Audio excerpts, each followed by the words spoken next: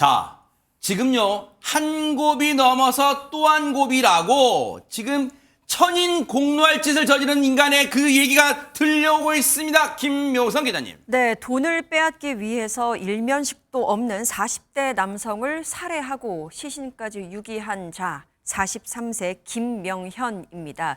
이 자가 벌인 일은 지난해 11월 8일로 거슬러 올라갑니다. 밤 9시 40분경이었습니다. 네. 충남 이 인간이에요? 서산에, 네, 그렇습니다. 충남 서산에 있는 한 공영 주차장에서 대리기사를 기다리던 피해자의 차 뒷좌석으로 따라 들어가서 흉기로 피해자를 살해한 혐의를 받았습니다. 세상에. 이후 피해자의 시신을 뒤져서 훔친 돈 현금 13만 원을 가지고 피해자의 차량을 끌고 도주를 합니다. 그리고 피해자의 시신을 인근 수로에 유기까지 하고 차에 불을 지르기도 했습니다.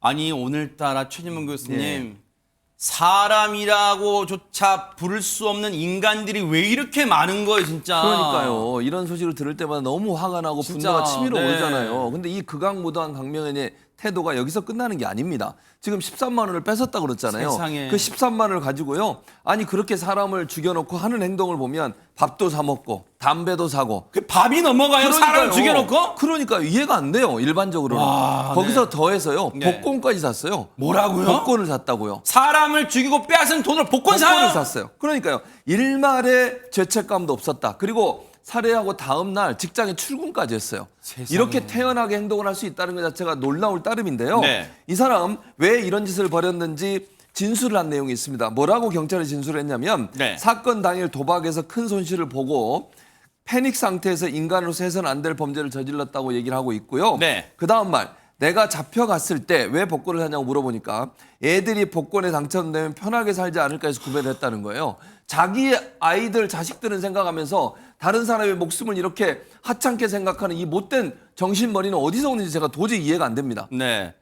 정말로 그 피해자분은 다른 집안의 어엿한 자제분이고 또 한 집안의 가장이잖아요. 근데 그 사람의 목숨은 앗아가 놓고 자기 식구는 중요한 거예요? 자기 식구 행복은 중요한 거예요? 그런데 허준 변호사님, 이런 인간 같지도 않은 인간, 짐승만도 못한 인간에 대해서 재판부는 어떤 결정을 내렸습니까? 징역 30년형을 선고를 했습니다. 검찰에서 구형한 것은 무기징역이었어요. 범행을 사전에 계획한 데다가 범행 수법이 상당히 잔혹하기 때문에 무기징역을 내리는 것이 마땅하다라고 주장했는데 네. 재판부에서는 30년형을 선고를 했습니다.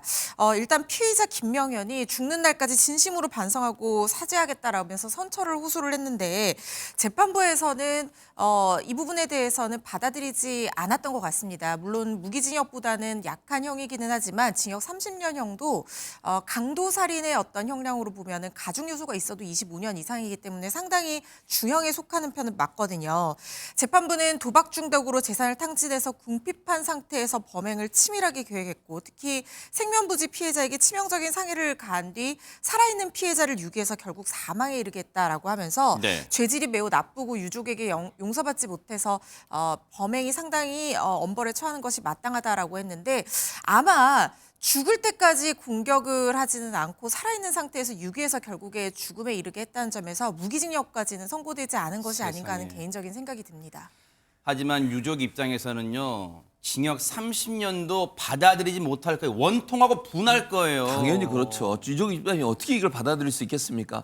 실제로 1심 선고가 있었던 현장에 방청석에 가족이 오셨는데 네. 어머님이 뭐라고 얘기했냐면 내 가슴에서 새끼가 울고 있는데 어떡하냐. 아유, 세상에. 이러면서 한탄을 하셨어요. 뿐만 아니라 방청에 있던 또 다른 유족들도 사형시켜야지 징역 30년이 말이 되느냐 흐느끼며 소리치고 분노하기도 했다고 합니다. 아유, 세상에. 저 몹쓸 인간의 이 범행 때문에 한 집안이 풍비박산이 났어요. 정말 저 인간 진짜 앞으로도 평생 30년 동안 교도소에서 반성하며 살기를 기대를 해보도록 하겠습니다.